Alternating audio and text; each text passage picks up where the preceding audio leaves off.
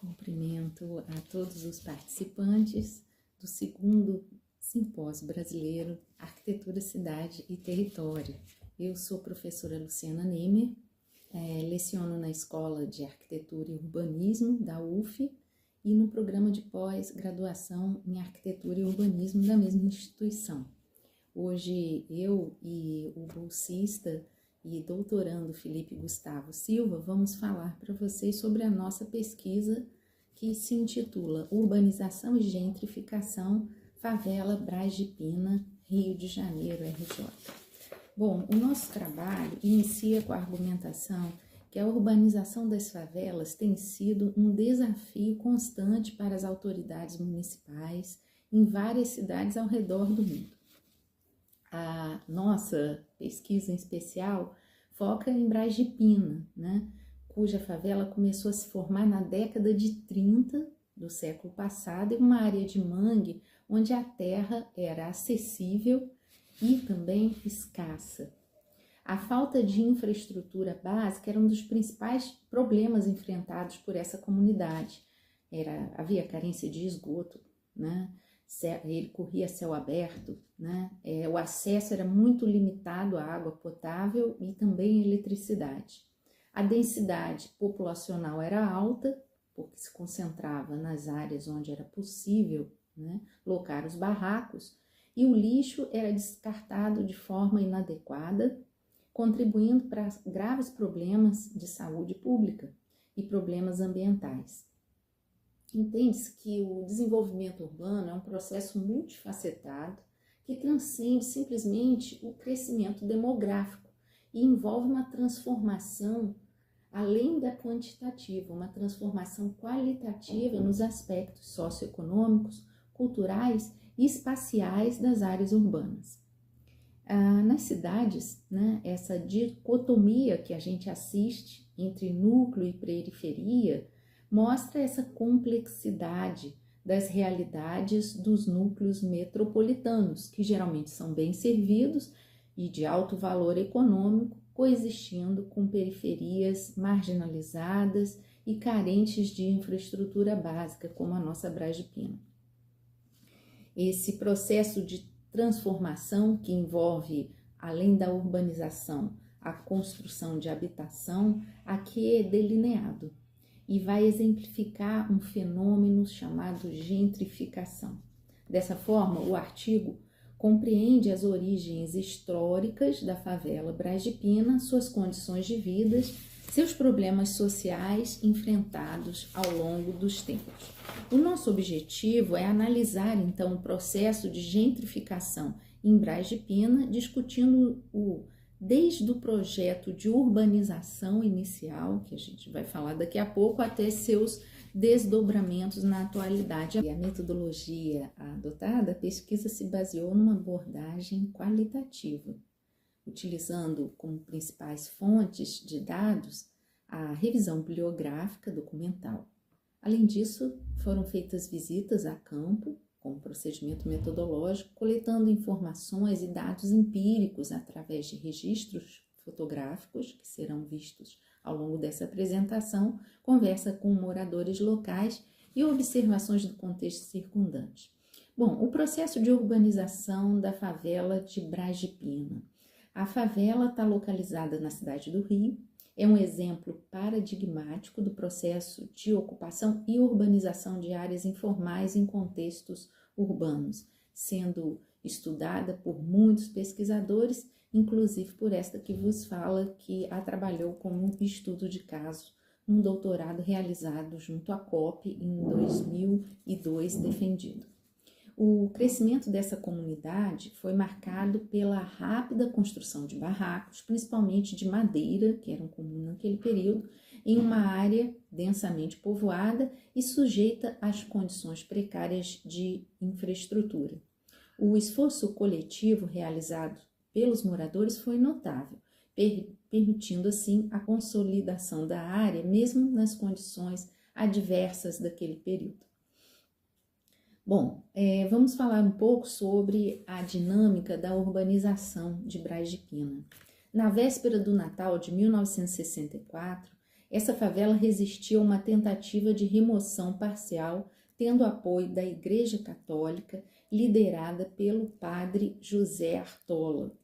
Além disso, para resistir a essa remoção, as lideranças locais, com mediação da FAFEG, que era a Federação das Associações de Favelas do Estado da Guanabara, buscaram assessoria da Quadra Arquitetos, que era, no caso, formada por Carlos Nelson Ferreira dos Santos e outros arquitetos.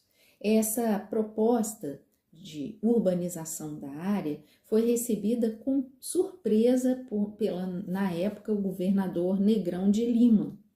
A urbanização do local, na verdade, só ocorreu décadas depois da ocupação informal, quando as autoridades decidiram implementar medidas para melhorar a condição de vida dos moradores.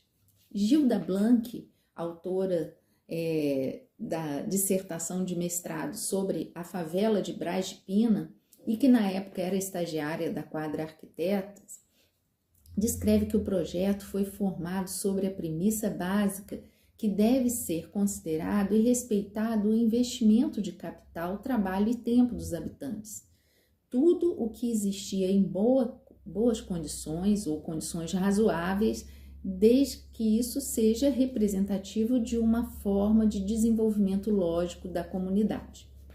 Bom, Blanc relata que o período que a urbanização ocorreu de fato foi entre o último trimestre de 1968 e novembro de 69, e que marcou uma fase assim intensa na urbanização de Braz de Pina, transformando a favela num verdadeiro canteiro de obras. Estavam acontecendo obras de infraestrutura, de aterramento, pavimentação das ruas principais, ensaibramento das ruas de pedestre, além da montagem e desmontagem de barracos, construção de casas.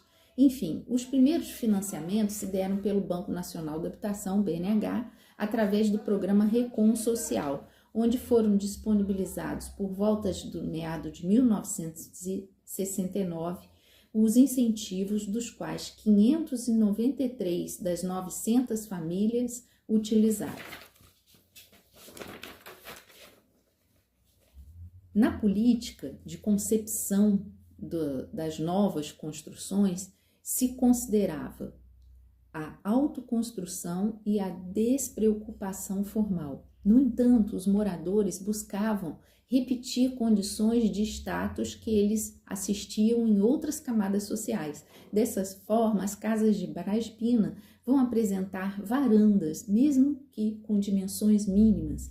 Vão reproduzir soluções que eram vistas nos jornais, através dos apartamentos, os anúncios de vendas de apartamento, utilizando o corredor. Após a análise das plantas, os moradores podiam financiar através do Recon Social.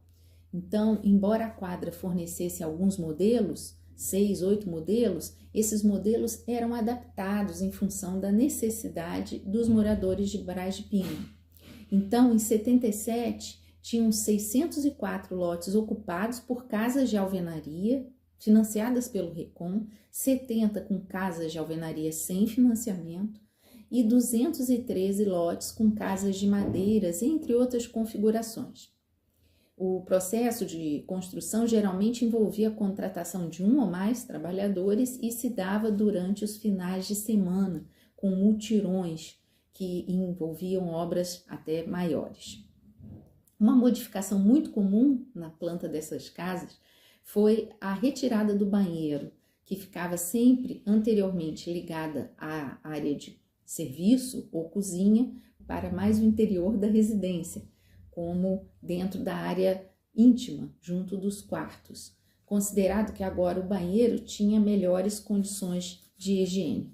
Com relação aos lotes, a gente vê que essa transição entre favela para bairro evidenciou uma disparidade física e social, e os moradores acabaram escolhendo entre os projetos mostrados pela quadra arquiteta aquele que destinava para cada família um lote, mesmo que o lote tivesse a dimensão mínima de 120 metros quadrados.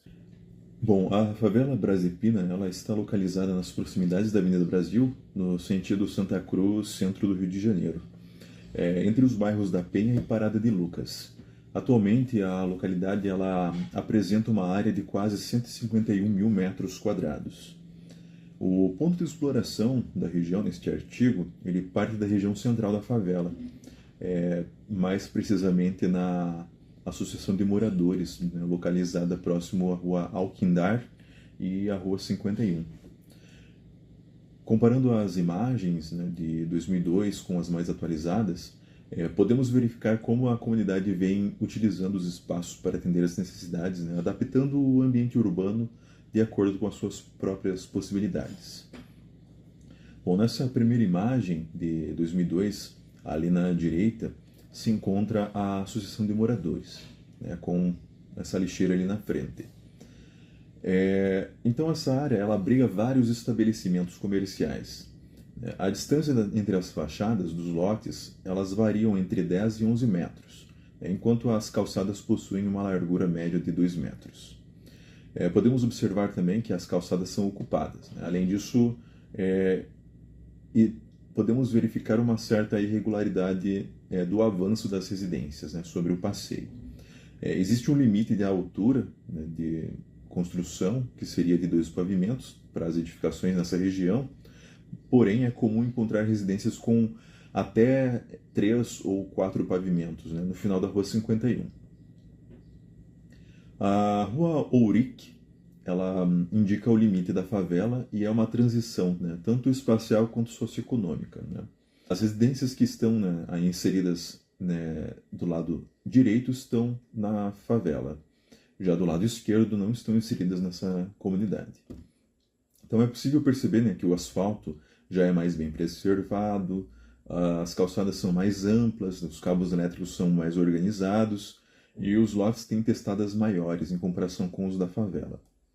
Mas considerando as práticas imobiliárias que foram implementadas, né, também dentro da comunidade, é possível que muitas dessas residências que foram projetadas ali, né, nesse contexto tiveram a intenção de serem alugadas, né, refletindo uma prática, né, da época em que foi feita essa urbanização.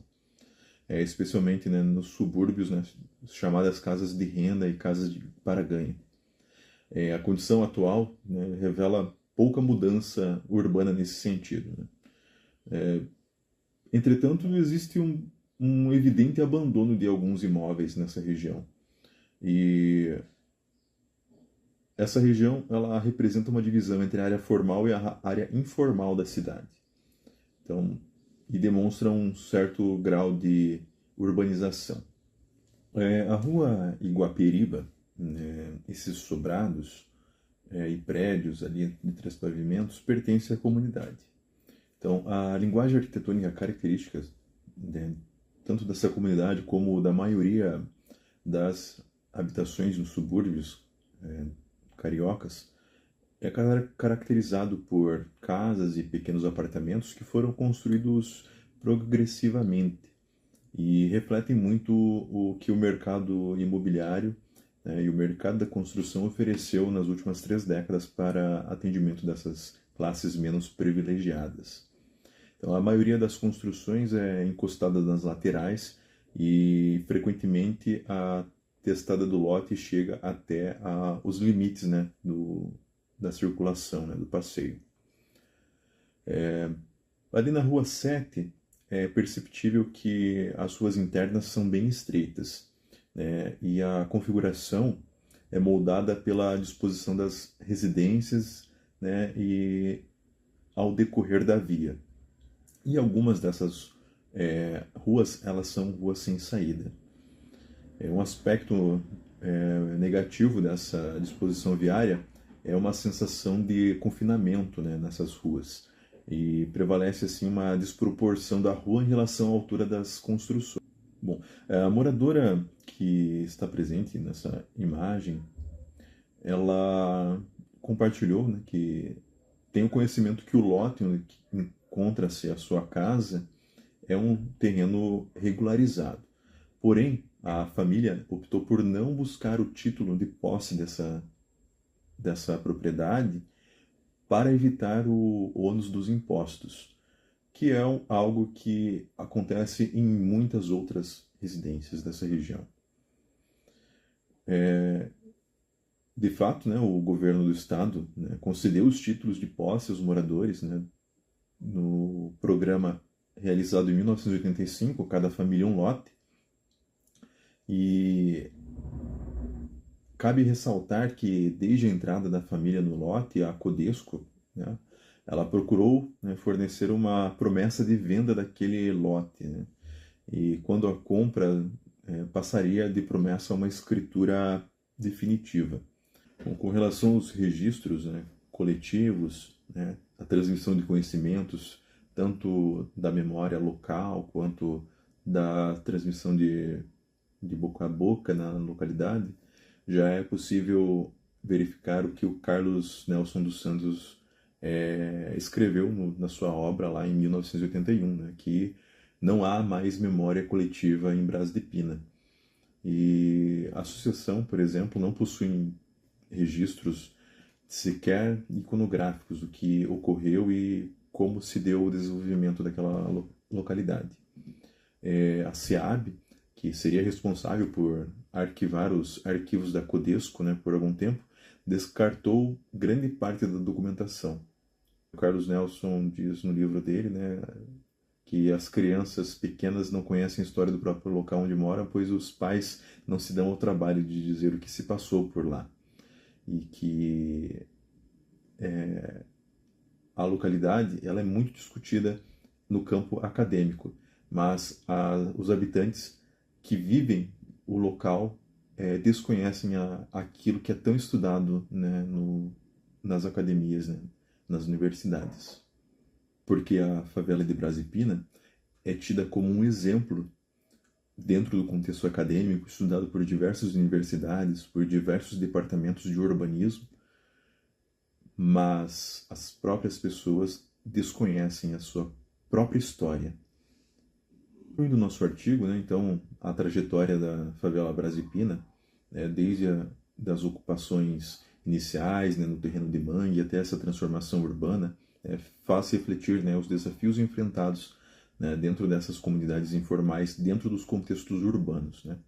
E ao longo das décadas, né, mostra que os moradores, né, possuem uma resiliência e uma autodeterminação para modificar as suas realidades com base no que é disponível, né, a partir do que é lhes dado, né, nessa sociedade de classes em que vivemos. Em relação à gentrificação, embora tenha ocorrido inicialmente, né, quando foi realizado esse processo de urbanização em que muitas pessoas de outras localidades acabaram sendo remanejadas ali para esse local, principalmente no contexto de aluguéis e casas de renda, em que os moradores que estavam naquele local inicialmente começaram a construir para abrigar e contribuir com as suas rendas pessoais. Existiu esse processo de gentrificação inicial, mas durante essas visitas recentes e as avaliações atuais mostra que não houve uma modificação substancial nesse sentido. Então, houve essa gentrificação inicial, mas houve uma estabilização ao longo do tempo. Apesar dos esforços, né, que foram realizados na urbanização da favela de Brás de Pina, muitos desafios permanecem, né, principalmente quando se diz respeito a acesso a serviços básicos e à exclusão social, né? Bom, então essa foi a apresentação da nossa pesquisa e agradecemos aos participantes desse simpósio, a equipe de organização. Muito obrigado pela atenção de todos e todas.